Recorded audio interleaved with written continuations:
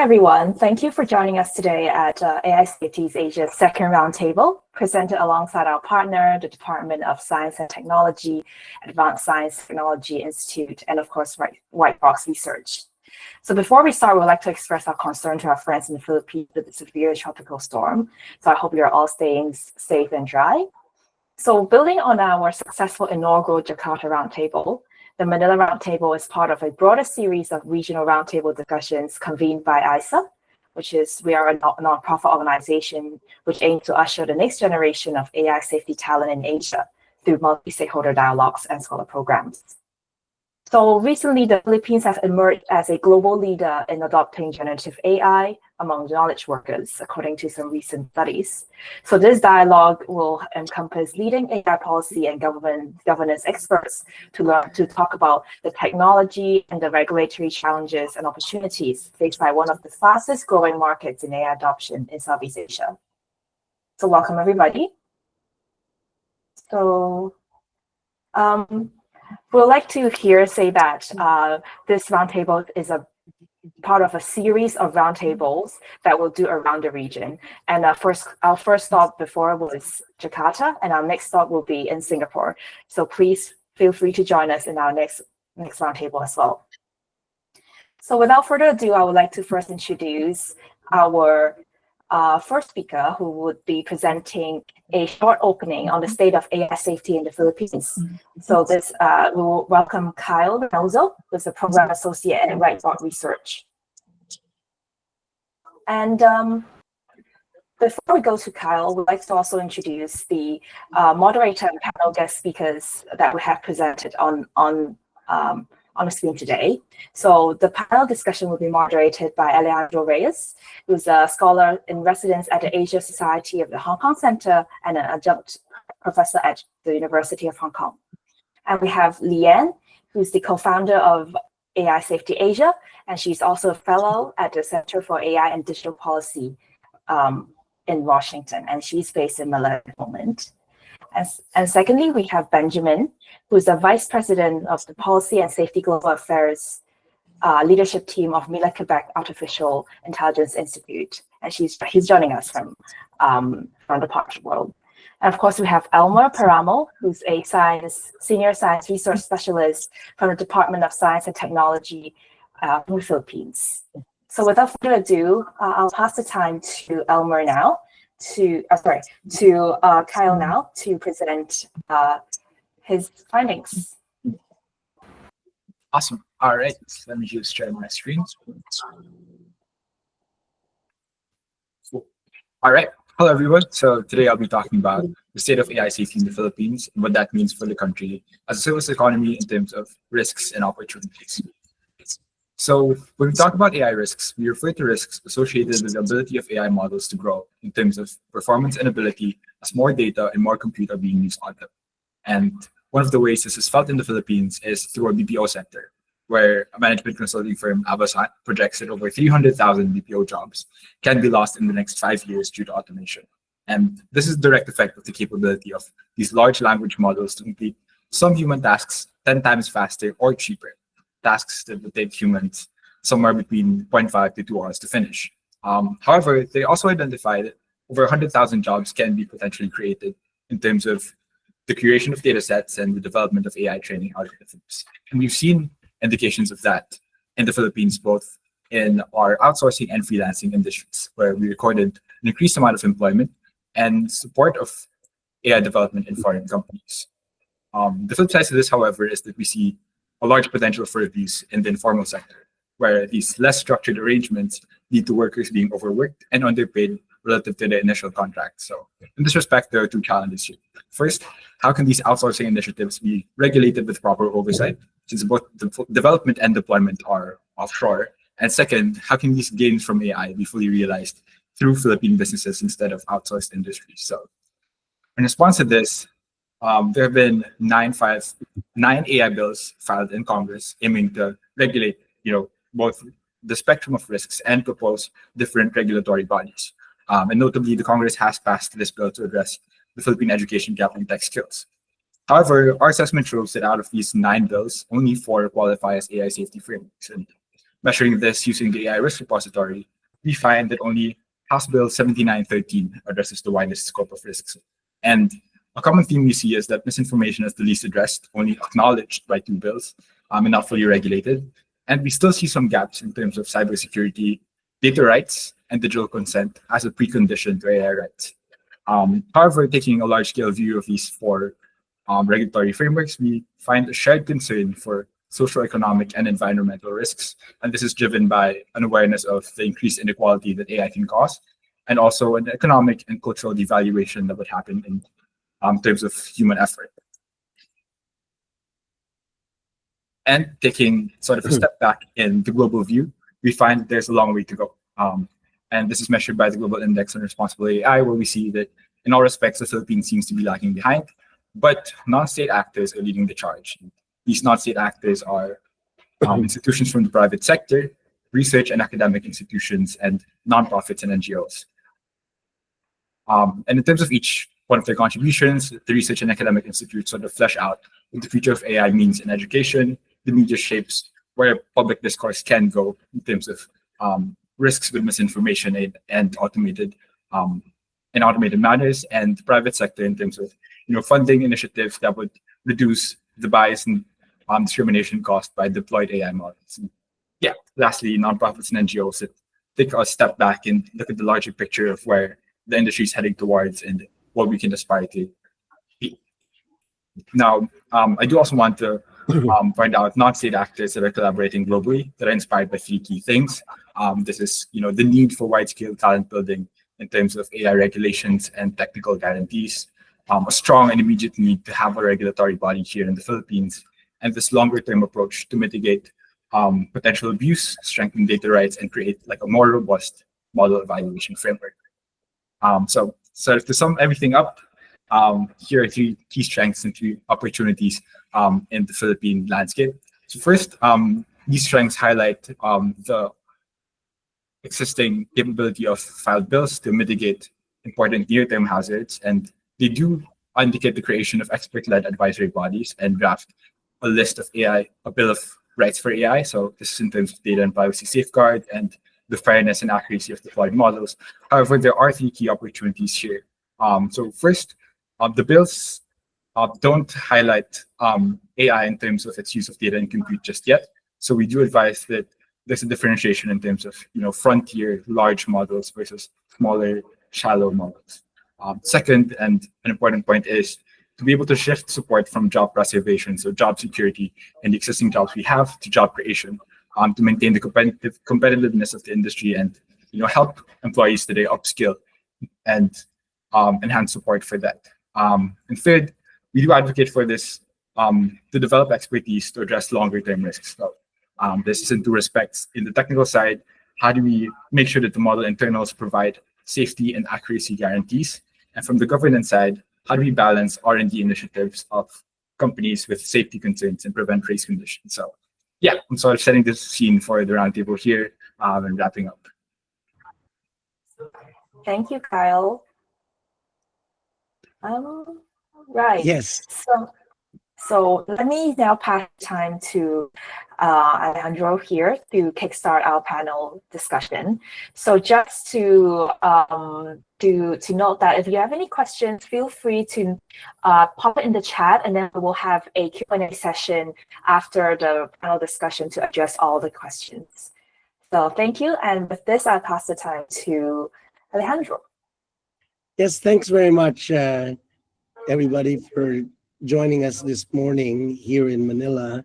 No, I'm not in Manila for this discussion. I'm in Hong Kong, and this truly kind of international gathering, because we have folks from Canada, from Quebec, from London, here from Hong Kong, and from the Philippines, and who knows where else. And anyway, it's my pleasure to moderate this discussion.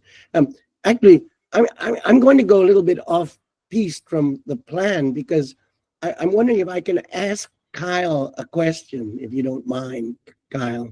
I know this was not in the script, but I'm wondering if you could if I could ask you to detail a bit 9 AI bills you mentioned, but 4 only qualify as AI safety related. Right. Can you just go into that a bit more? I mean, what makes the because this goes into definitions, which is I think is useful. Can you go into why 4 qualify and why the 5 do not? Right. So when we talk about AI risks, it's really a large spectrum of risks. And in terms of the 4 that we've highlighted, these regulate risks that are sort of exist in different settings. So there's misinformation, for example. There's discrimination and toxicity, malicious actors, and so on.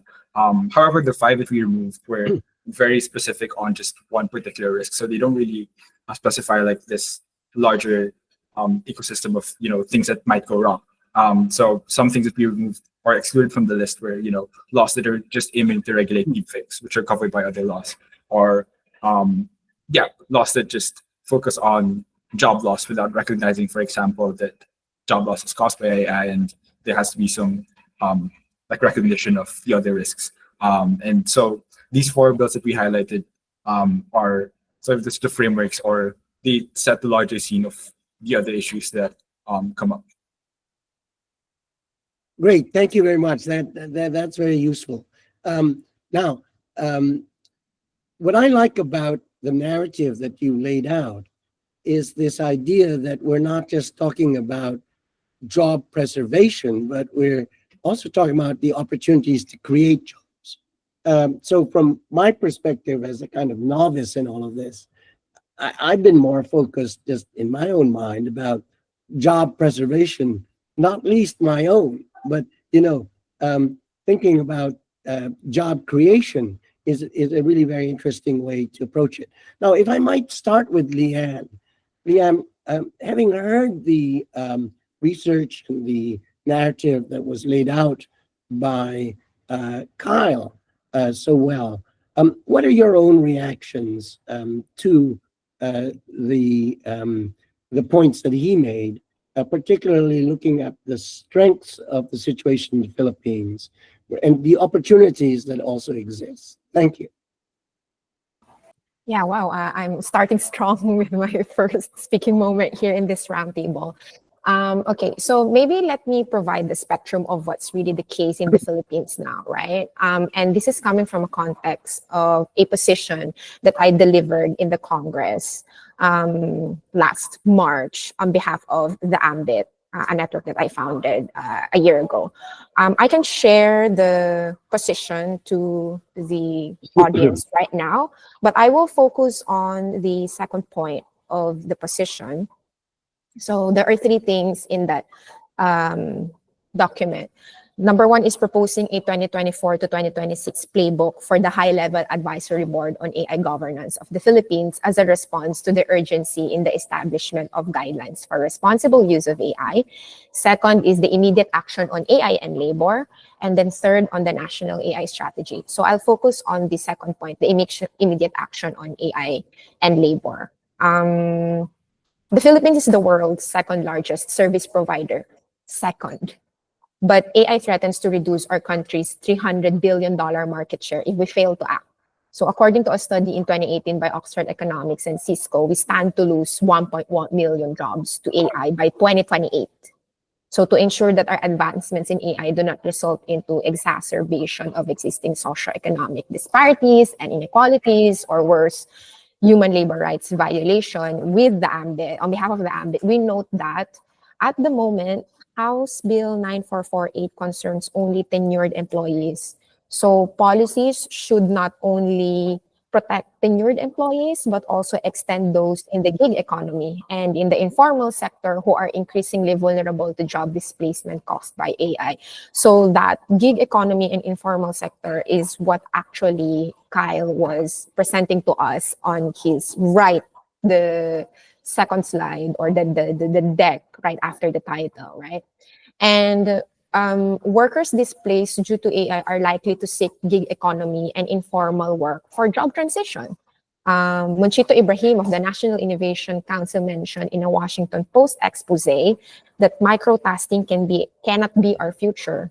Gig economy work and platform tasking is the near term. I mean, for us, it is the near term and most accessible resort for many Filipinos.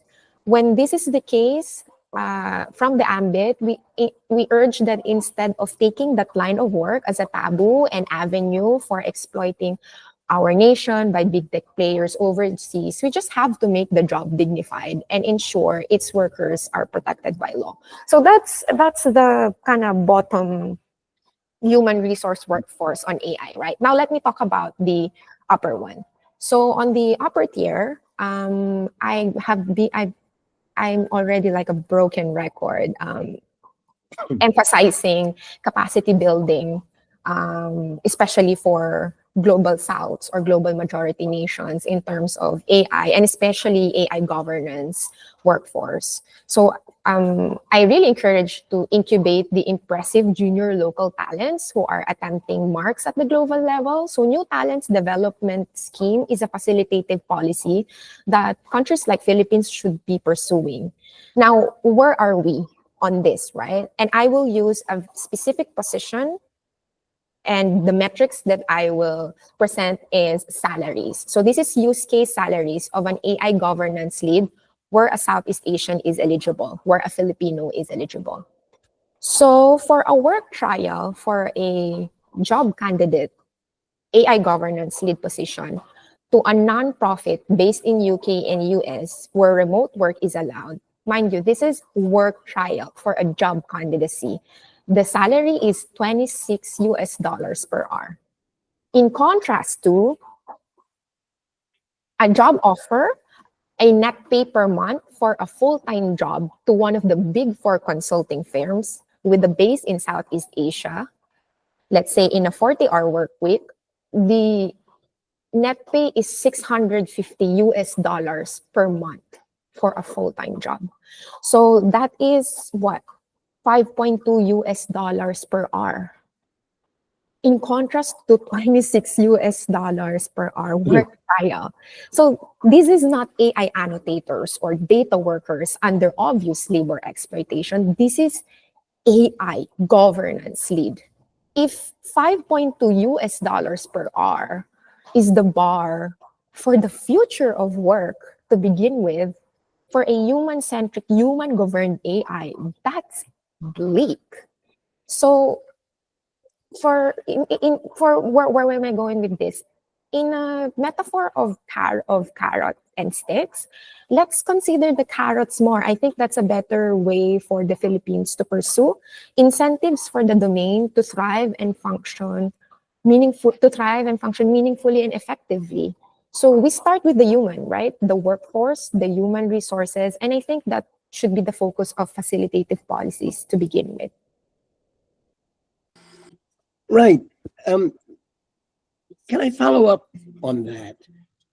What do you mean by carrots, though? What sort of things, concrete, are we talking about?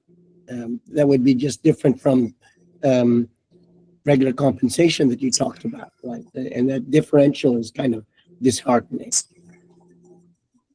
Right. So when I use the metaphor carrot and sticks is more like a regulation, right? There's a regulatory inertia right now to ban or to produce laws to regulate, right? And the thing is,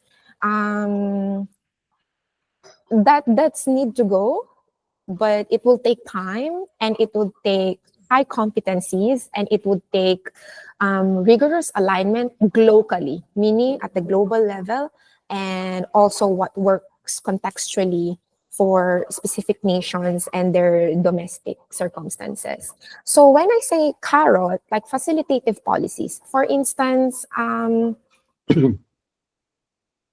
the industry for AI governance, New Talents Development Program, a lot funding and investment for capacity building, whether that's through training people or looking at how to create new jobs and what those jobs look like.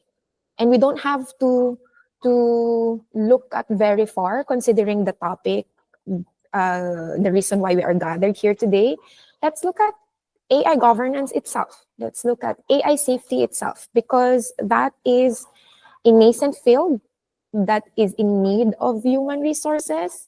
Let's start with that. I think that's a very good place to begin. So, again, I'm a novice on many of these issues, but as I mentioned, I think of job preservation first and foremost, because you have people, particularly in the BPO industry, say, and we have to remember, as Kyle pointed out, that the BPO industry accounts for 9% of Philippine GDP, which is really significant. So, I get that we need to think not just about that preservation of those jobs, but also the creation of new ones and the opportunities that you're talking about in terms of capacity building. How, from your perspective, do you see that we can do both? Because I think that that's a huge challenge that would not just require the public sector or the BPO companies to get with the program, but and we'll get to Elmer shortly, but and the government has to really look at this. So, how do you see that balance between job preservation and job creation, and what needs to be done on both scores at the same time? Yeah, so I think the line of we were pursuing here are concurrent solutions, and how would that look like, right? So in my view, first, the government has really to identify what is the rate, scope, and domain of job replacement due to AI and job displacement due to AI, because that's the unique thing about AI as a disruptor of our society, especially in the labor force. It will displace, there's no doubt.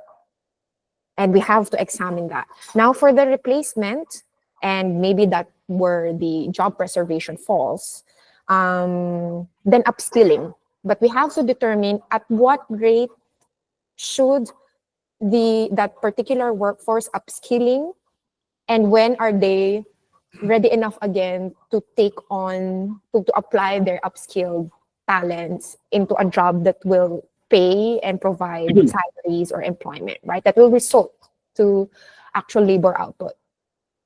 And then for the displacement and not only the displacement, but the upcoming ones, the new ones, I think that's where a new talents development and job creation, industry formation should occur. So I will take it from that. And I think now is the time that Elmer has more or less a better take on this, coming from the Science and Technology Department of the country. Well, that's a great way to introduce Elmer. And Elmer, if you could come in now and give us your perspective, having listened to Kyle's presentation and Leanne's input. What are your thoughts from sitting where you are in government? Thank you, Al. Good morning, everyone. I'd like to thank Kyle for that insightful presentation, and also to Lian for her enlightening comment. I must say that I think I would just re-echo some of Lian's sentiments. What I believe the findings of Kyle's I underscore both challenges and opportunities in AI safety for the Philippines, especially in the context of our local economy and workforce. So, first, I want to commend your thorough assessment of the Philippine AI bills. Your work is crucial in highlighting the gaps in our current legislative framework, particularly when it comes to addressing emerging risks like misinformation, surveillance, and the economic impact of automation. So understanding where we stand in terms of policy is a key first step toward ensuring we have a comprehensive, robust framework that can keep up with the rapid pace of AI development. Second, I also need to comment about that non-state actors leading charge in AI safety and governance. To a certain extent, I do agree that much of the innovation and governance standards are currently being driven by the private sector entities, NGOs, and academic institutions, as was laid out in your slide. So, however, I believe that this doesn't have to be to remain the case. No, the government, particularly through the agencies like DOST, plays a crucial role in advancing basic and applied AI research. Unfortunately, I want to point out that the government research doesn't always receive the level of promotion it deserves.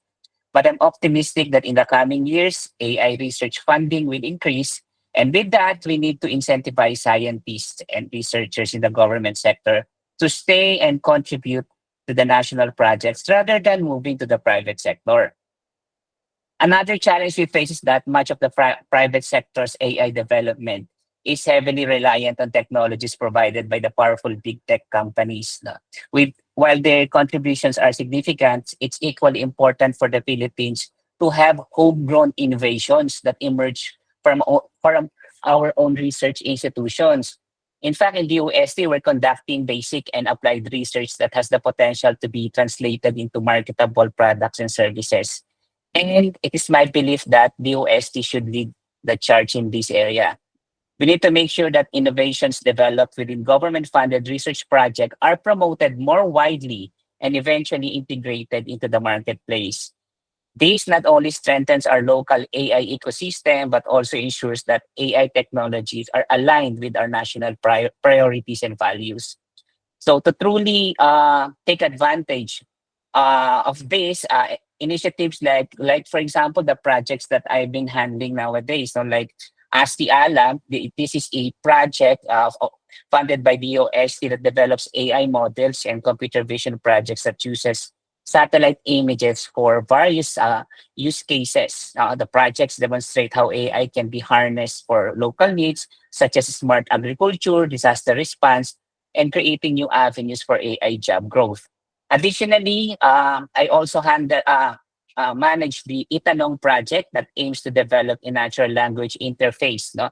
It leverages on large language models to interface to databases, making data more accessible for Filipinos in their native language. So they can just use the language they're comfortable with to access those information. So this will help SMEs and local government harness the power of data and AI-driven insights without needing extensive technical background. No?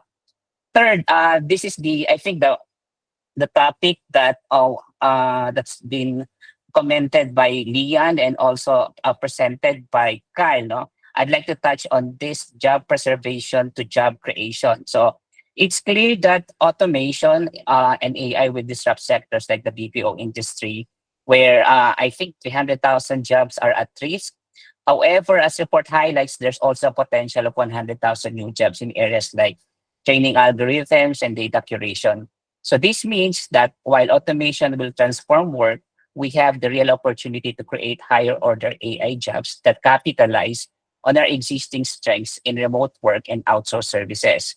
So to truly take advantage of this, I think there's a need to strengthen our local talent ecosystem. So the Philippines already has a large freelance and gig economy with over 1.3 million freelancers and growing demand for AI-relevant roles like data labeling.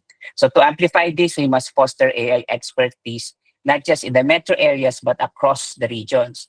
So expanding, training, and upskilling initiatives will ensure that our workforce can transition from low-effort, repetitive tasks to more specialized AI-related roles. So the AI technology landscape is incredibly dynamic. So I'd like to point this out. So it's constantly evolving. So with new techniques and methodologies and tools for developing AI models and AI systems. So we're seeing rapid advancement in areas like this. So I think this will create new types of tasks. I mean, because a job is consist of several tasks. The thing is, some of the AI will not replace jobs per se, but can actually automate some of the tasks inside the job. So I think as AI systems grow more sophisticated, they require specialized tasks such as algorithm, fine-tuning, data annotation, model auditing, AI explainability. And I'd like to re-echo what Lian mentioned, that there are also jobs that will be, that will be invented in terms of AI safety. So again, to take full advantage of these emerging opportunities, there is a pressing need to upskill and reskill our workforce. So the current talent pool must evolve to meet demands of these new AI-driven roles. So this means that individuals working in sectors susceptible to automation, like for example, the BPO industry, need to transition into these higher order roles by acquiring new skills in, for example, data science, model training, machine learning, and furthermore, ethical AI deployment, privacy concerns, data governance. These are the skills that the AI workforce needs to be equipped with, and AI safety protocols, all of which are crucial in responsible development of the use of AI systems. I'll stop for now, but I have more inputs later. Thank you all. Great. So much there. As someone who has made quite a bit of my living as in the gig economy, I really don't like that term because gig sounds so impermanent, But I appreciate what you're talking about. The upskilling, though, is something that, pardon me, I'm a bit skeptical because, when we talk about upskilling, we talked about it for years in different contexts, but the upskilling often doesn't really work very well, right? Someone like myself, if you're in the gig economy, you got to have the kind of motivation, a kind of very personal motivation to upskill. I mean, I forced myself to learn about social media and such, right? So that I can provide clients or students in my education role a more rounded and current product, if I can put it that way, right? But it's not easy to get individuals, and in a lot of cases we're talking about just individuals to upskill in that way. And dare I say that it's not easy either to get groups of people in organizations to upskill. So, but this is, the advent of AI, I would argue, is a kind of 5-alarm fire time where the developments are coming so fast and furious that the upskilling is really incredibly necessary and urgent and has to happen fast. So how does the Philippines address this challenge, right?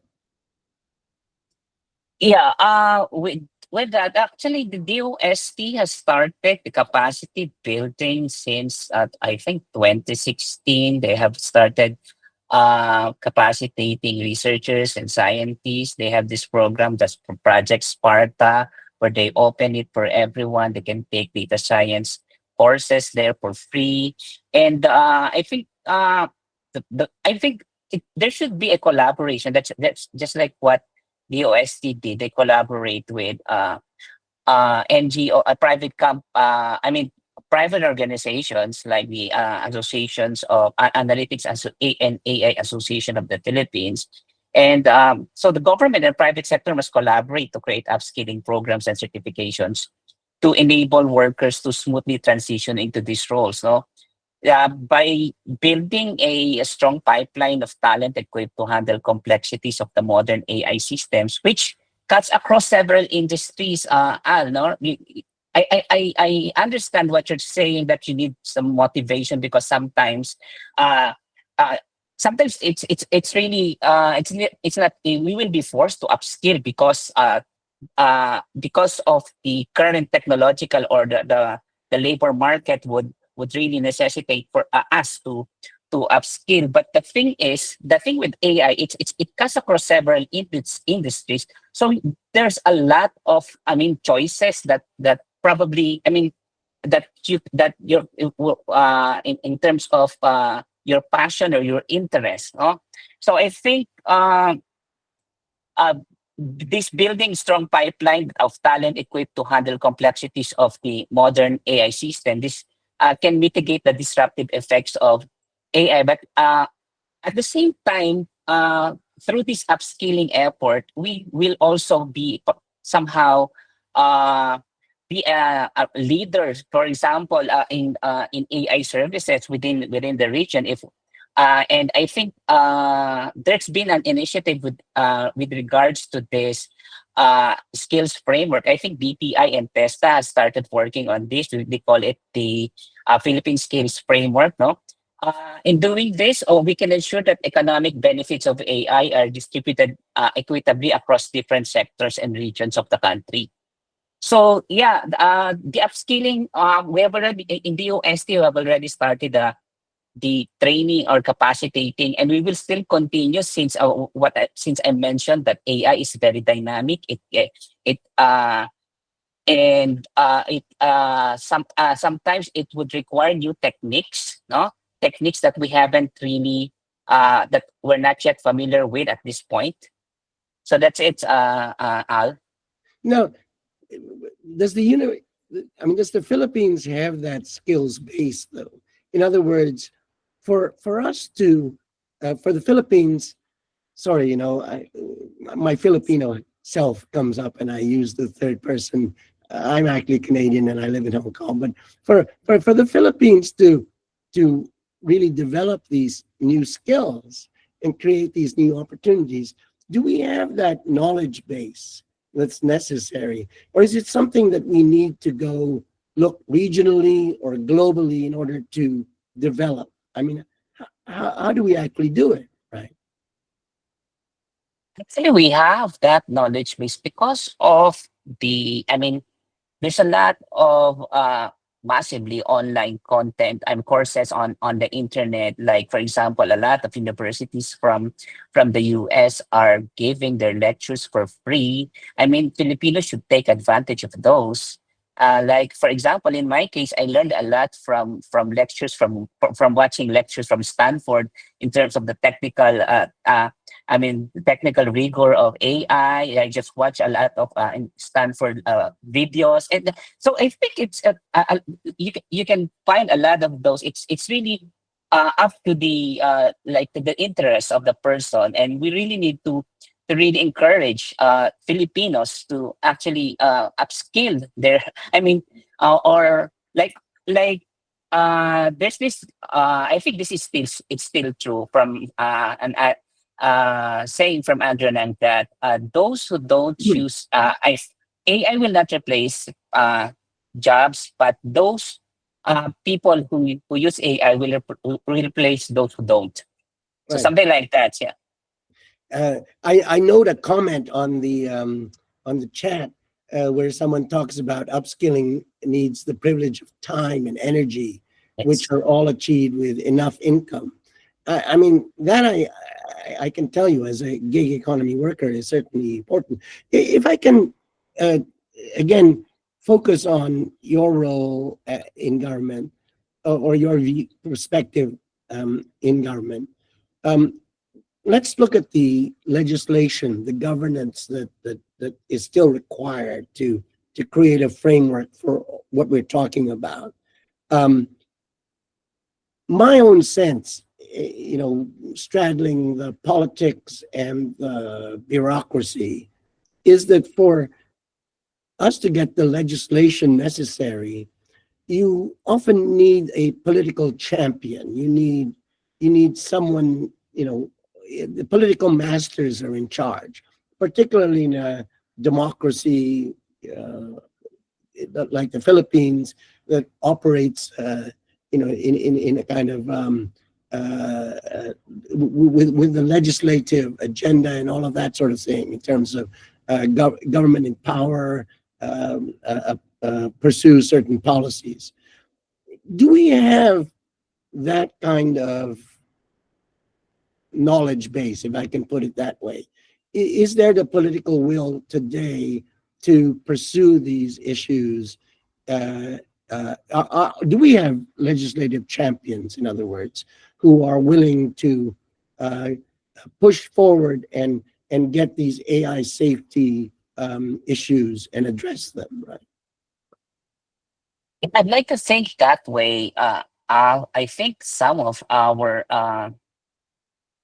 members of the House of Representatives have this technical background or are being advised by technically sound advisors. So I think I know a couple of members of the House who are champions of technology. So I think I like to believe that they would be able to, I mean, uh, to champion this AI innovations and making sure that there will be guardrails when these legislations are passed. So I'd like to think that way, Al, that we do have that. Those I apologize. I think I put you in an impossible situation to answer that question. Being It's that okay. someone from the bureaucracy, I know you have to be very sensitive. So I apologize for that. Now, if I can move to sort of a global perspective and go to our friend in Benjamin Prud'homme. Are you in Montreal? I'm Montreal based normally, but I'm in San Francisco currently. Oh, right. Well, there we go. So you're it's not too difficult a time difference. So Benjamin, I'm wondering if you could talk about your own reactions to Kyle's presentation, what Leanne discussed, and what we've just heard from Elmer in terms of these different issues, given your global perspective and what you already see and you're participating in it, in the global governance that's evolving on AI safety. Yeah. Well, first, thanks for having me. I think the first thing that I like to look at, and I think the presentation is one of many illustrations of it, is a lot of us in the AI safety space feel like things are not advancing rapidly, but in fact, just taking stock of the fact that 2 years ago none of that landscape, both from a governance and scientific perspective, really existed. So just kind of taking stock of how rapidly the field is evolving, I think is a good place to start.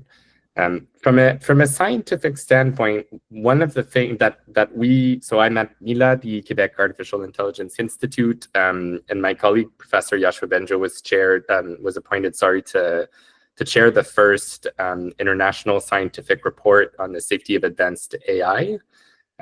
So the mandate comes from the United Kingdom, but it includes 30 countries, the EU and the UN. And I went to present the interim report as part of the SIL Summit recently, in May, actually. And then in France, we'll be filing the final report. And that, to me, I think, is one kind of key lever of governance that or even before governance, but the frontier of the science and policy is one that I think we need to continue refining. And what I mean by that is, and Elmer, please jump in and correct me if I'm wrong, but I think one of the big issues around AI safety governance is that even within the scientific community, there is still a lot of unknown. And in the space of what we know, there's still a lot of debate. And one of the things that this means is it means that policymakers who even those who are willing, like let's live in a world where policymakers are on board, they are willing to move forward with governance on AI safety. It's very, very hard for them who are not experts to understand in which direction they should be steering the AI governance and legislation. Because really what they're hearing is from different kind of experts. They're hearing, you should not worry at all. We understand it all. You should be extraordinarily worried and focusing on this kind of risk or that kind of risk. And so for me, one key endeavor that we really need to enable on the global governance scale is having, and whether that's our report or other reports that could come, but starting to create a bit of consensus among our scientific community on what are the specific themes that we should be focusing on, what we know, what we don't know, and what we know but it is still debated, and doing that in a way that is very accessible to policymakers. I think it's one of the hurdles that we kind of don't sufficiently think about, is that interface between the scientific world and the policy world, and how complex it is for policymakers to be moving this fast on that complex of a science without any signs of consensus among the experts. And I talk about this because I'm mindful of this being an event that is situated in the Philippines, but frankly, this problem is the same in every single jurisdiction. Even in the US, that has its own US Safety Institute and that's conducting testing, we're still really, really, really unsure about most of the science. So I think that needs to be one of the focal points of like very, very near-term global governance and scientific efforts. If we are to move forward with scientific safety agendas, and then hopefully governance that continues bolstering safer AI systems. What does that actually mean, Benjamin? What does that actually mean? Does that actually mean that each country needs to have some kind of interface or platform for the scientists and the bureaucrats and maybe the politicians too, to discuss these issues and come up with an agenda, a kind of short, medium, long-term agenda? Is there a country where you see this happening, where, what are sort of the best practices for what you're talking about? Yeah, I see it as a bit as a multi-stage or multi-level approach, if you will. So the kind of consensus building at the scientific level initiative that I'm talking about, I don't think should be like country per country. If anything, I think it should be like really global, because the science of AI safety knows no borders, and there's no reason in a world where resources are limited. I don't think that would be a good use of either expertise or funding to kind of reproduce that kind of a process everywhere.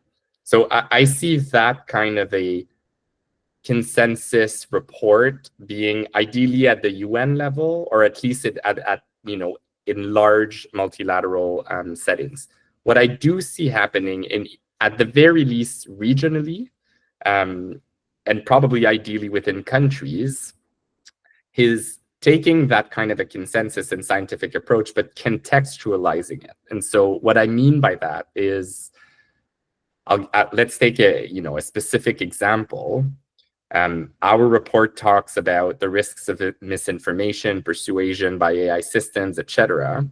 So that kind of knowledge is true internationally. That question of misinformation and how it plays out or not in the context of elections and systems is very context dependent.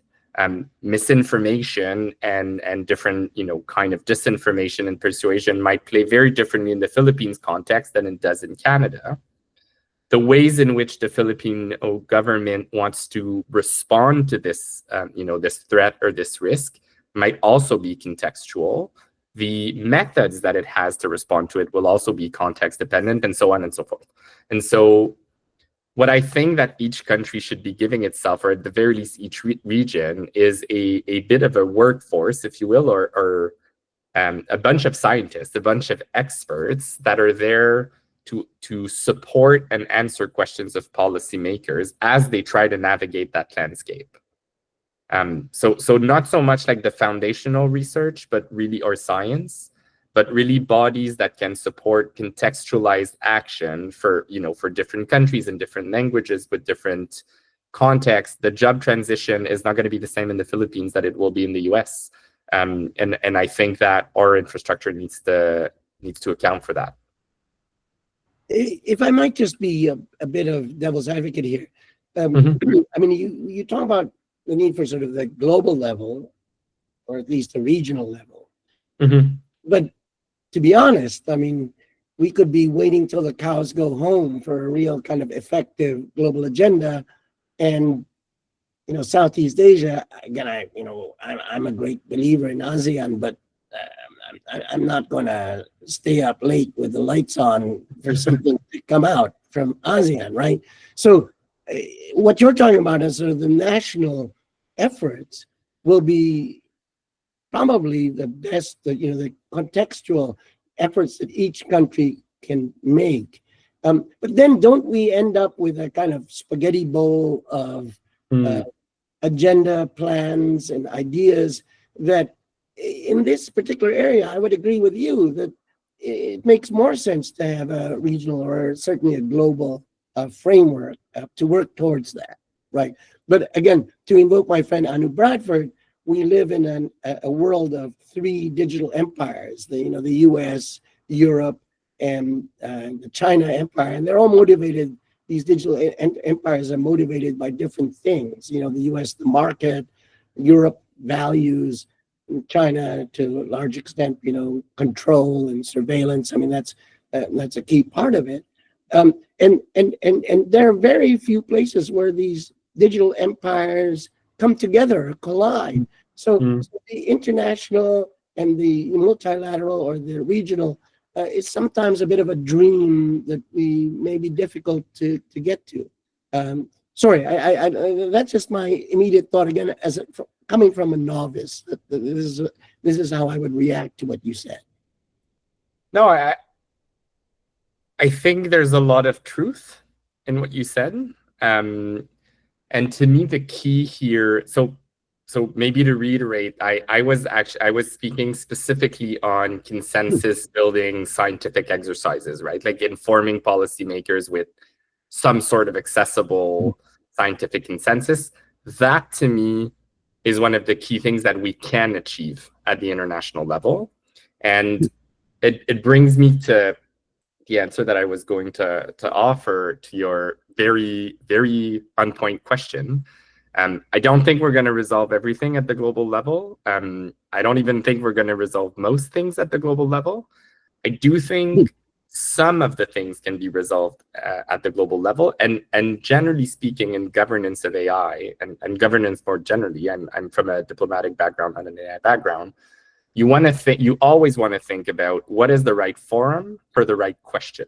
So I agree with you that we're not going to be able to drive consensus at the global level on everything, but there are some things that either because of their nature or because of a specific alignment can happen at the global level. I think a kind of report that resembles the IPCC, like the UN has an IPCC on climate change that informs the global community. I think that for AI is something we can reach. And so far, our experience with our report and our conversations with the UN have been, I think, going in a positive direction for this. I think any kind of treaty that we would want to have on what we would commonly refer to as red lines, so like what are some of the scariest capacities or capabilities that we could imagine an AI system having, and can we get the global community, to agree to not going in those specific directions that would be equally detrimental to China than they would be to Europe or the US. So some specific conversations can happen internationally. And I agree with you that is not the only sphere where we should be focused. And I think one of the reasons to hold these kind of regional and national conversations around AI safety is that we absolutely should go full steam ahead with national context, regulations, legislation, standards. And the last thing I'd say is to just not forget that the levels of governance inform each other. The more we'll advance in specific jurisdictions and the more we'll learn, the more we'll be able to inform the regional and international context and vice versa. So I realize it's a plea to move forward with governance at different levels, but I truly believe that this is what we need. Great. Now, before I go back to Leanne on some of these things, I'm sorry to grill me, to grill you a little bit more, but does this suggest a kind of? So I've done a lot of work with the World Economic Forum, and I don't mean to sort of promote the World Economic Forum, but does it suggest a kind of multi-stakeholder approach? Because once you remove kind of the nation state, arrangement or framework, and you just bring in those who are interested in a topic, the experts, as well as the companies, as well as civil society, then maybe you can come up with something that is effective. But you could also still come up with something like the Global Compact or whatever that doesn't really do very much, right? So, I mean, I'm wondering, if you thought that, and I'm very mindful of the issue of inclusion, because inclusion, I think, would be very important in moving forward on this sort of AI safety. Because if you are not including as many voices, you could end up with something that's just inadequate. Yeah, look, let me answer only part of your question, just mindful of time, and it's a large one. And that would be the one on inclusion, and it relates to someone inputted a comment on the chat, and I tried to listen to you while also reading the comment, which I thought was excellent. Inclusion is actually most of my work. Safety is the other part, and I think they're a great place to meet and discuss. So I think something that we were already not doing well in the AI ecosystem, particularly at the global level, but not only, also within jurisdictions, is diversifying the AI ecosystems. So it's true within countries, within regions, and globally. And I think, if anything, that has been reinforced in the conversation of AI safety. So like one of the things that I just keep reminding ourselves when we're at conferences is to, even in a virtual room, like look around. Very often I'm basically with people with within the same 5 to 7 jurisdictions, very, very often extraordinarily heavy on the industry front. So a very homogeneous set of stakeholders. And I think, to tie it to the first aspect of your question, I think global governance is going to be one of the reasons why I'm keen to elevate certain questions at the global level is at least those stables are designed to have representatives from every country. Whether they're balanced and their influence is equal is another question. But the starting place that we're at right now, if we're realistic, is, there's about 5 to 7 countries that are leading the vast majority of initiatives. And very few of those initiatives have more than a few dozens of countries, which means that there's most initiatives that are currently going forward on AI governance exclude the majority of the world by design, not by who's having influence or a voice at the table, by design. So I think that needs to change. Elevating this at the global level is a way of doing that. Being more mindful about who you involve in each of your projects as well. So like things like the AI Safety Network, which has been recently announced, should strive as much as possible to include members that are not, typically included in those conversations.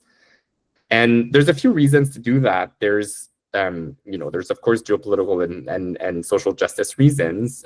But another thing that we kind of keep blanking on is, like, all of the research that we have demonstrates very clearly that the more diverse your teams or tables or perspectives are, the stronger your output is. And that's true for governance as well. Like, there's no reason to think that we wouldn't get to stronger, more efficient, more thoughtful governance mechanisms if we had more perspectives at the table.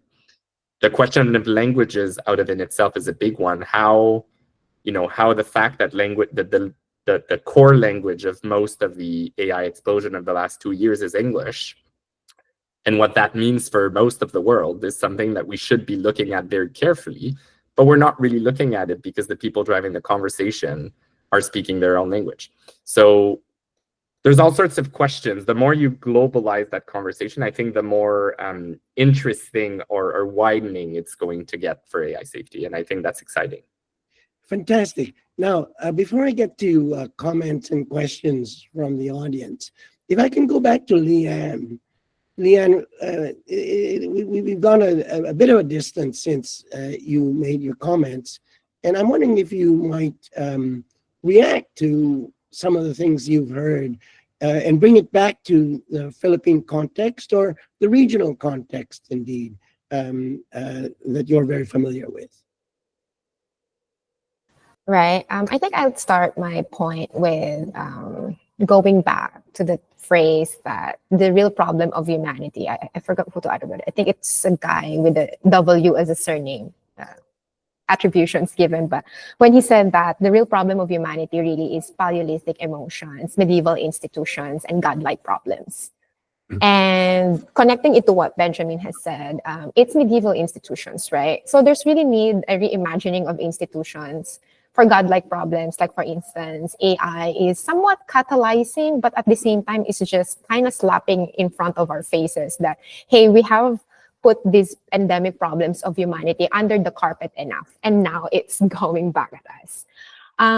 So I believe that if we're gonna look at it in a kind of, because I have a background in philosophy, so forming disciplines is one of the strengths of that domain, and when it will gonna be a science, and then when it's difficult, a dilemma of resolving their issues, they put it back again to philosophy.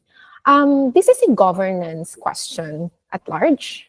And it just so happened that I think the good way of looking at it is the AI safety and AI governance community is heads-on, are heads-on in approaching this governance problem as a whole, right? And then putting it back to contextualizing it to, shall we start with the Philippines first?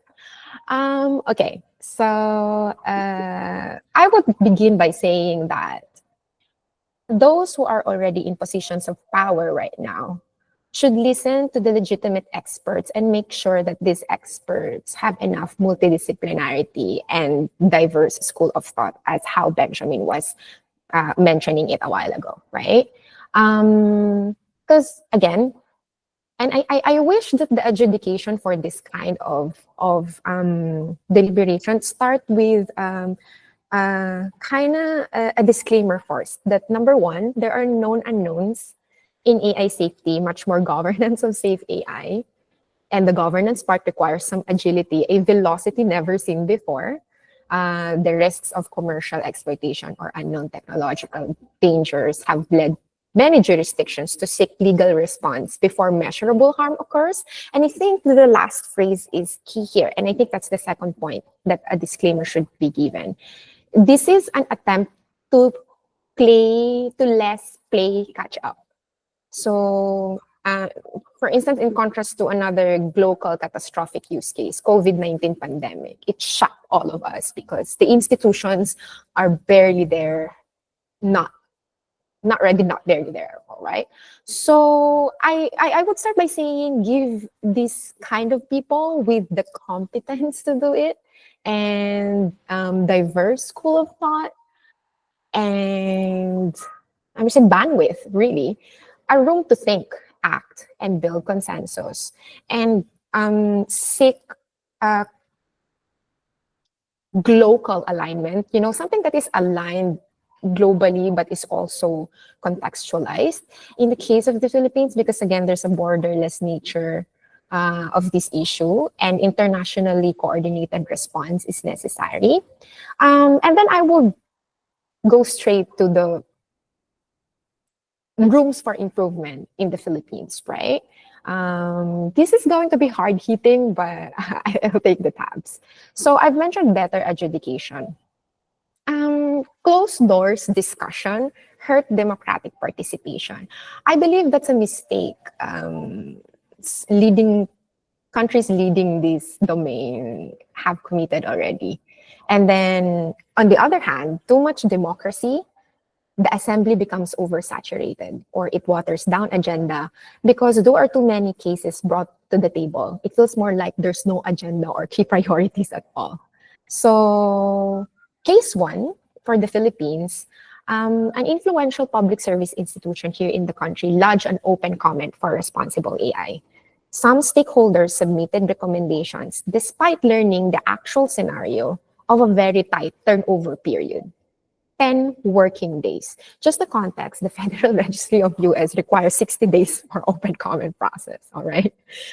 After a month or two, information got at the high level was that no proper consolidation to direct constituents of that institution happened, and the original draft for commenting was retained as is. The argument was the document is a living document. Updating will happen when it happens. So the public call for open comment, to put it briefly, was a facade. Updating, the process for meaningful public participation was nowhere from the beginning. That kind of deliberation is a very wrong practice to start AI governance for the country. Second case is, so a congressional happened in the Philippines to consider AI bills in the lower house. I was there. It was supposed to be 2.5 hours long. It went more than 4 hours. And it went as different people bringing their own suitcases. There was no synthesis. I don't want to put it this very roughly, but it is just, it is. It was like a university lecture with people having different opinions, and then that's just it. And then case number 3 is there was a public launching of the first version and second version of a document containing national AI plans and policies of the Philippines. In between 4 years of the first version and the second version launching of that document, there is no publicly available material of the document. And it has been 3 months since the last public launching. And for me, I'm kind of hard hitting on this because first step in the scientific process is identification of the problem. So I'm laying it out now. And where this can get wrong is, stakeholders can become blindsided, which ones are conflicting within a framework. Global Souths and global majority nations do not have the safety net, the same as, let's say, countries in G7 are doing. We are in a tight lock-in, right? It's a dilemma. So I think Southeast Asian nations at the ASEAN level and the governments within should talk to each other and really put its act together, because number one, we cannot just copy paste what other countries are doing. And then we have to ensure that the levers for safe AI should be meaningful, efficient, and interoperable. So right now, really the problem at the global level, and I think even at the regional level, is that the proposed solutions are fragmented. So if you look at it, let's say a multinational company trying to comply to the standards or the laws, it's difficult. And I think it's good that we work towards those. Thank you for that. To be fair, if I might just add commentary, I'm not entirely sure the G7 countries have their acts together either on many of these things. Having participated as a Canadian bureaucrat in some years ago, but a review of Canadian foreign policy, public consultations were not what they seemed. And indeed, public consultations, sometimes they are very performative and not necessarily for channeling real ideas or useful ideas. Anyway, neither here nor there. But Elmer, I haven't forgotten you. What are your reactions to what you've heard? And then we'll get to comments from the floor. Yeah, thank you. Yeah, words have been said, and I'd like to make some comments or probably echo some of Benjamin's messages, and also like to comment on Lian's words.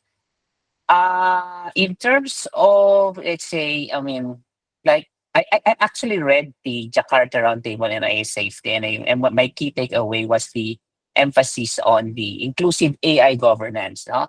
So there is really a need for policymakers to ensure that everyone is included in the conversation about AI safety and governance, and it was highlighted in that roundtable discussion. No, I just read the summary of that, and I agree with Lian's observation that some of the main efforts from different government agencies, I would say, are fragmented. But I think later on, I think there's this effort to harmonize everything, no? And hopefully there's this champion or someone who has this political will to actually come up with a unified or a harmonized initiatives in terms of how do we really do this AI safety and AI governance within the government. So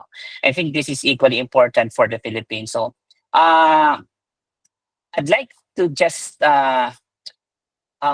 say that this is going back to Benjamin's message, no, that AI development, it need not become isolated in technical silo. No, it is crucial that conversations includes a diverse range of stakeholders, like from the government, from industry, civil society, SMEs, so that AI is developed in a governed in a way that it will benefit everyone, especially the underserved and the marginalized groups. No, I also want to go back to the presentation of Kyle, wherein it was mentioned that developing expertise in long-term risk, both technical and governance related. So this is essential because as we integrate more AI into critical services, the potential risk like misinformation, bias, and surveillance grow. So I think I've attended several discussions in the, national and also international. I think countries are working to mitigate this risk, and I think the Philippines must follow suit. So we should be looking to ASEAN level cooperation, learning from our neighbors' experiences. But it really depends on also on our landscape. We really need to look at our current situations, not just like what Lian mentioned. We should not just copy and paste. So we should learn from our neighbors' experiences, but not necessarily copy what they're actually doing. So developing these regional safety frameworks uh, that should be aligned with a science-based or data-driven approach with global governance initiatives, ensuring that we contribute meaningfully to the global AI discourse. That's it, Al. Thanks very much. Now, let me get to some comments that we have. From Michael Bake, and I apologize, you have a critic on the A. I don't know how to deal with that. But Michael Bake, I'll read what he says. I completely understand the multi-level and multi-stage approach to AI safety. My concern is that it really does matter who is at the table and allowed to be at the table when risks are racked and stacked to set international safety agendas.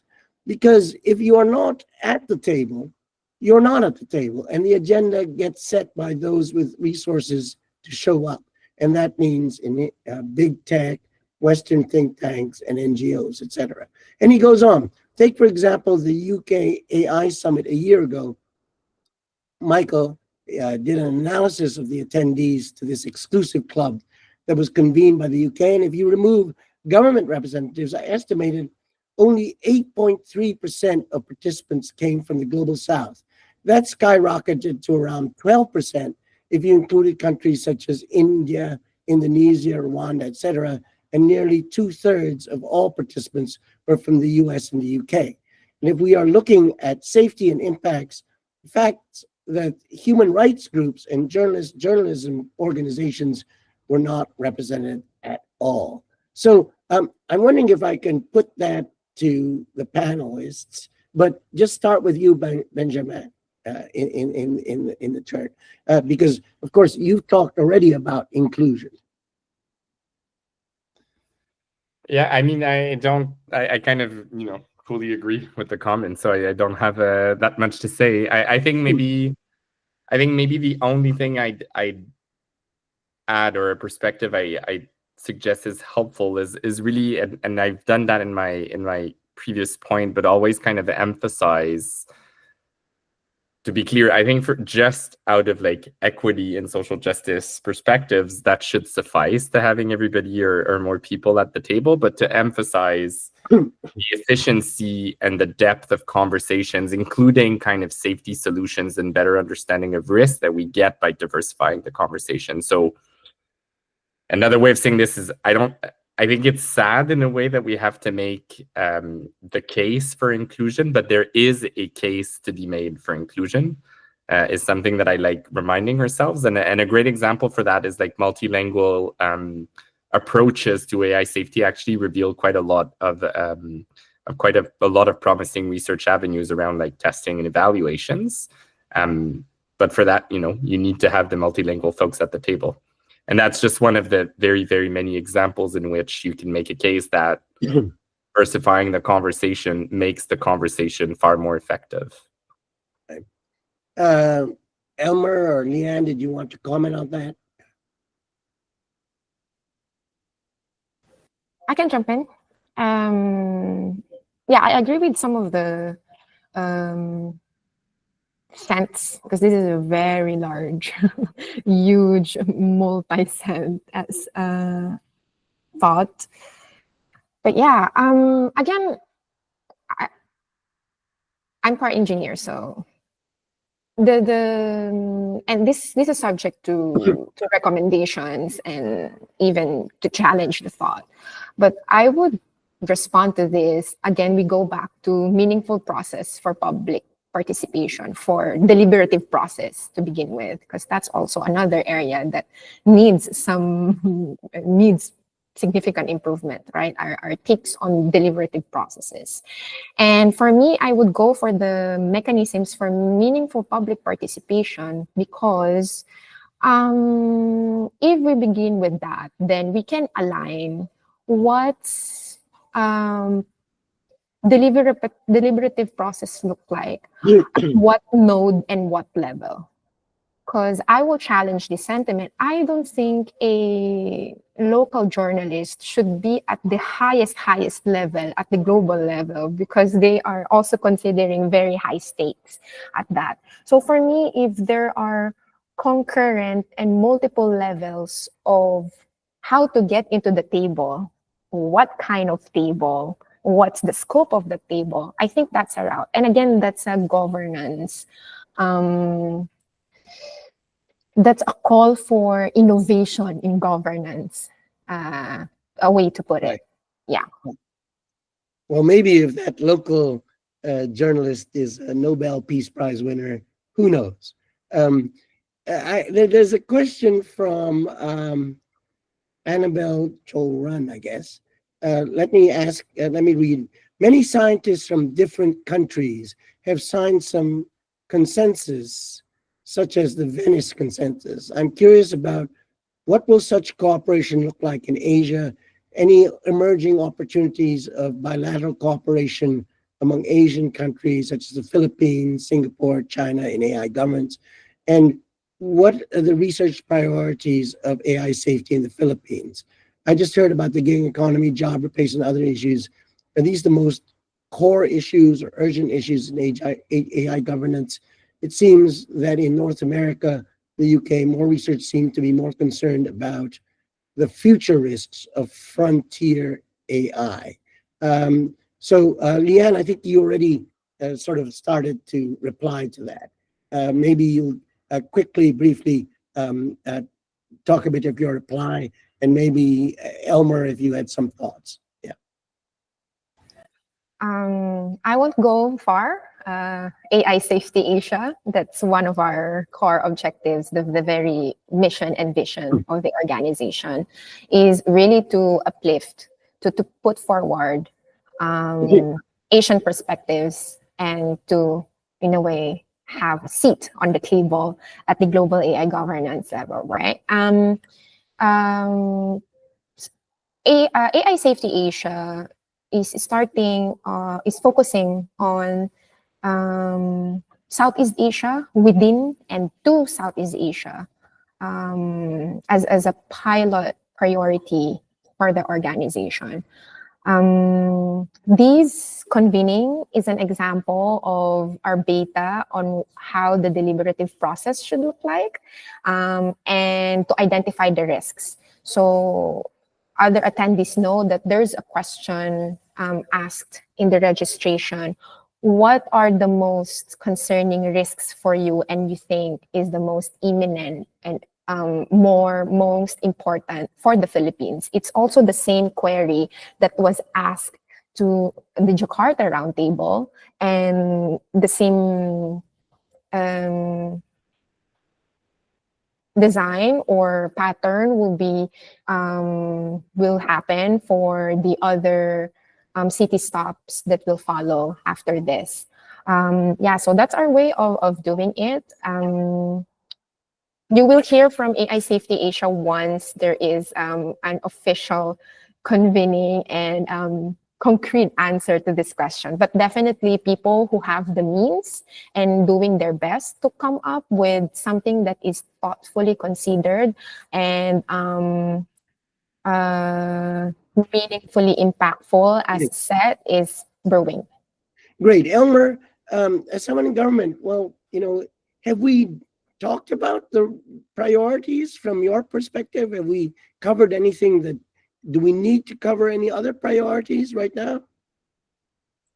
Well, talking about risk, there are short-term and long-term risk. There is what I can see right now, since election is just around the corner. I think this is something that how AI will affect our democratic process. That is something that, but since that is very timely nowadays. But I'm not saying that is core.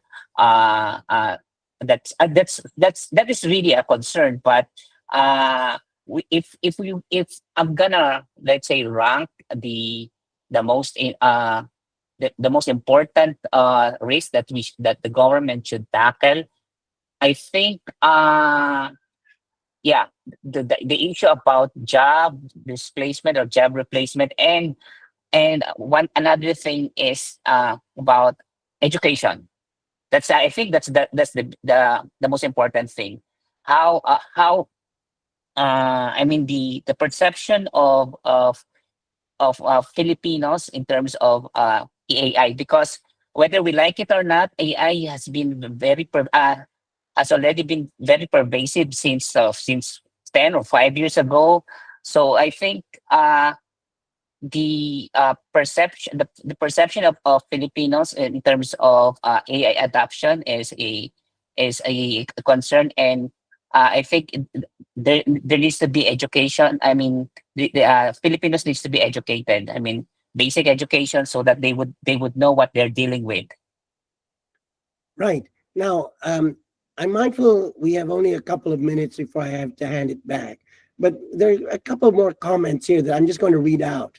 Interested to ask the panel their views on pushing the safety governance down to the institutions adopting AI by requiring certification to global standards such as ISO 42001 or NIST AI RMF. I'm not suggesting this is a silver bullet, but it's a risk-scaled and industry-agnostic approach that moves us in Asia towards a unified approach. And there's another comment here from Samuel Ong. I am a Singaporean cybersecurity professional.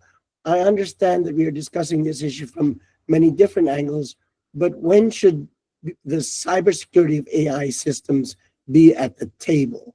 So if I could go to each panelist in turn before we wrap up. Benjamin, do you have any answers to those comments or any closing comments of your own? The first comment, I fairly agree. The only thing I'd say is the current standards that we have, including ISO, are still very generic. And so I think it's an interesting approach, but more will need to be done. The second point is, so I work a ton on security of AI systems, particularly with frontier systems. So I would just say that I agree with Samuel. I don't know how, I think the question here, and going back to context, as I said earlier, as being very important, I just don't know how prevalent or prioritized this question should be in the specific context of the Philippines, but definitely in the context of the larger AI safety conversation particularly around frontier models. I think cybersecurity should be top of mind. Elmer, your thoughts on those comments or any other closing thoughts that you might have? Yeah, thank you for those insights. I fully agree that certifications alone are not one size fits all, but they do offer the structured risk-based approach.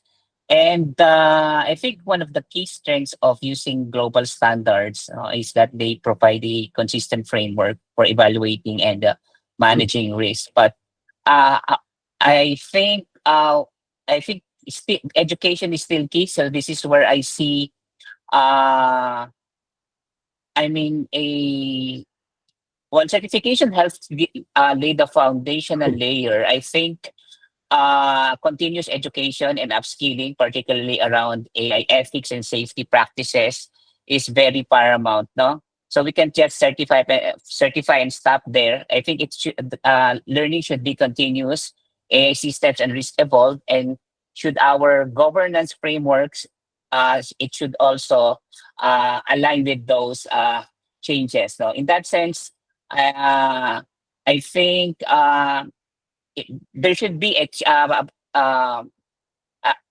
the culture should change and and improve the according to the adaptation in terms of AI governance. So yeah, I think that's the important thing. Continuous education and it's especially with regards to AI ethics and safety. That's all, Al. Thank you.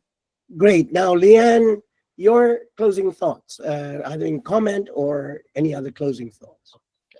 I will start with the human. I will end with the human. Because the kind of forms there is actually rooted from the humans. The transcendence, the solutions to really huge problems, for some reason, would also be coming from the humans. Where am I going with this? The ISO certification, yes, that will be there. But if Mr. Filipino compliance ISO officer is receiving 5.2 US dollars per hour, then startup founders and general manager of companies would always say again, especially in the context of the Philippines, and Philippines is not isolated case, you have no idea how much money I gave the compliance officer just to make things work on paper. So for me, it's always going to be a mechanism, a lever that is effective, interoperable, and with integrity. Because if that institution or mechanism in the first place, I don't have the enough amounts, funding, investment, tools to begin with, then it's just an exercise of futility. And this is a domain that we can't afford to begin on that bar. So dignified AI governance workforce and an effective AI safety human resources is a really good place to start, and facilitative policies for that is really a good way to go. Well, thank you very much. Where do I begin to try to summarize? I'm going to do the cop out and plead the fact that we're running out of time. I would go again to what was discussed earlier, this idea that it's not just about the job preservation, but looking at the opportunities to create new jobs. Now, whether that's a matter of upskilling, a matter of education, I do think education often, much as I'm sometimes cynical about, when you go to an international conference, there's always somebody who stands up and says, it's all about education, right? Because at the end of the day, maybe it is all about education. And so I echo what Elmer was talking about, that we really have to look at that. The challenge then has to be, well, if you're talking about the technologists, the parliamentarians, the policymakers, the government leaders, the educationalists, civil society, public sector players, all of these people have to come together in order to make the ecosystem work. And I have to say, I'm kind of skeptical about all of those things coming together. But because, in order to maximize and optimize whatever system you come up. You really have to have that kind of, for want of a better word, multi-stakeholder cooperation. But that's not very easy to get. Maybe as difficult as getting kind of nation state cooperation in this geopolitical world in which we live in today. So I don't mean to be a downer, but there we go. If I might now thank our panelists, Benjamin, Elmer, and Leanne, and I'm going to hand it back to Melissa. Thank you very much. Thank you. Thank you, Al, and thank you, Al, for our panelists, and also for Kyle for joining us today. So this wraps up our second roundtable, and I look forward to seeing you all in our next roundtable focusing on Singapore. So please feel free to follow us on LinkedIn and also join our mailing. Drop us an email, and then we can send you the latest information. Have a great day, everyone. Have a great evening, and I hope to see you soon. Thank you.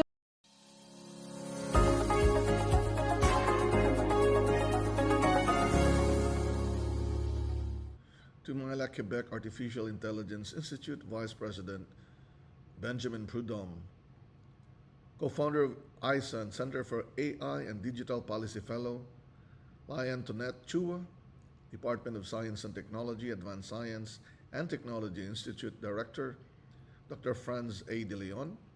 Ladies and gentlemen, good morning. Artificial intelligence is already beginning to transform key sectors in the Philippines, from enhancing disaster response efforts to laying the groundwork for smart and resilient communities, and we are fully aware of the responsibility that accompanies this power. As AI becomes more integrated into our society, we are committed to ensuring that it operates in ways that are fair, inclusive, and respectful of the communities it serves. At the Department of Science and Technology, DOST, we are spearheading AI research and development with the aim of addressing some of our most pressing national challenges.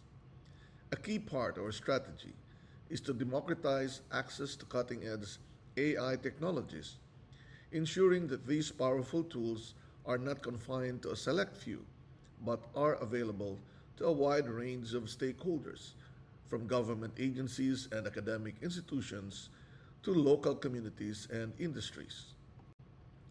We are building platforms and infrastructures that allow researchers, developers, and even small-scale organizations to leverage AI for their specific needs. By promoting collaborative development and making AI resources more accessible, we empower local talents and domain experts to contribute to AI innovations, creating solutions that are both relevant and tailored to our unique national context. This inclusive approach to AI development is designed to foster a vibrant ecosystem where knowledge, tools, and benefits are shared across all sectors of society.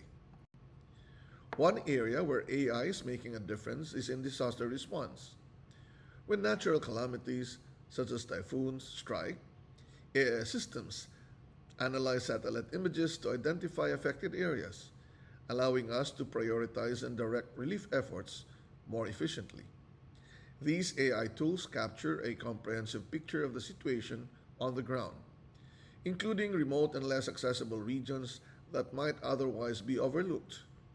By providing detailed insights, AI helps ensure that our disaster response is swift, data-driven, and reaches those who need it most, regardless of their location. In agriculture, AI is helping us to monitor crop fields and estimate yields, optimizing agricultural operations to boost food security. However, we recognize that developing these models is not just about technology. It is also about ensuring they are practical and relevant for those using them. That is why we work closely with domain experts to guide our R&D efforts. Their insights help us address real-world needs and challenges, making AI a tool that directly supports and enhances agricultural practices in meaningful ways. In addition to agriculture, improving government services and processes is another key focus of our AI R&D efforts. We are exploring how AI can be used to streamline public services, from automating routine administrative tasks to enhancing data analysis for more informed policymaking. By integrating AI into government operations, we aim to create more responsive, efficient, and data-driven public services that better meet the needs of our citizens, ultimately contributing to a more effective, efficient, and transparent government. Building trust in AI is a core aspect of our approach. We believe that transparency is key to fostering confidence in these technologies. In our early R&D efforts, we are prioritizing the development of models that operate transparently, allowing users to understand how decisions are made. This includes explaining the data and algorithms that drive AI processes, providing insights into how outcomes are generated. As our AI systems become more advanced, we will continue refining our transparency mechanisms, including potential tools for end users to audit AI decisions, ensuring that AI remains an accountable partner in public and private sector applications. Another emerging area we are closely monitoring is generative AI. While it has tremendous potential, ranging from automating content creation to enhancing creative industries, science communication, and education outreach, we are also mindful of the risks it poses. Generative AI can be misused to create misleading information, deep fakes, or manipulate public opinion, which can have far-reaching consequences on social trust and public discourse. We are acutely aware of these challenges and are working to address them proactively. As part of our commitment to responsible AI development, we are promoting the ethical use of generative AI.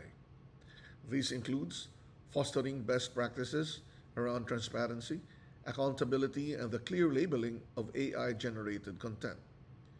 We believe that collaborative effort involving researchers, policymakers, and technology developers is essential to establishing guidelines that mitigate misuse while still harnessing the technology's potential for positive applications.